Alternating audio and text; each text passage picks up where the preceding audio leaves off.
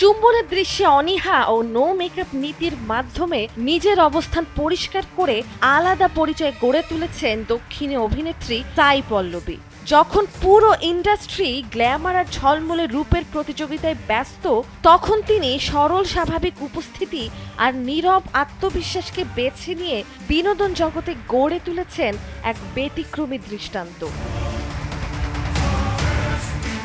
চিকিৎসক হওয়ার স্বপ্ন নিয়ে জর্জিয়ায় মেডিসিন পড়তে গিয়েছিলেন সাই পল্লবী। পরিবার ও নিজের ভবিষ্যৎ দুই দিক সামলাতে গিয়েও ভেতরে ভেতরে তিনি নাচ আর অভিনয়ের টানকে এক পর্যায়ে আর উপেক্ষা করতে পারেননি। পড়াশোনা শেষ করার পরও মন থেকে চিকিৎসা পেশায় স্থির হতে পারেননি, যা শেষ পর্যন্ত তাকে টেনে আনে অভিনয় জগতে।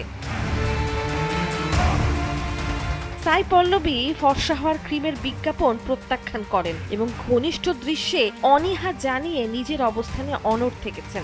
বলিউডে একদিন সিনেমার মাধ্যমে যাত্রা শুরু করলেও তিনি এখনও নতুন চরিত্র ও স্বপ্নের ভূমিকায় নিজেকে দেখতে চান, যেখানে অভিনয় হবে তার সবচেয়ে বড় পরিচয়।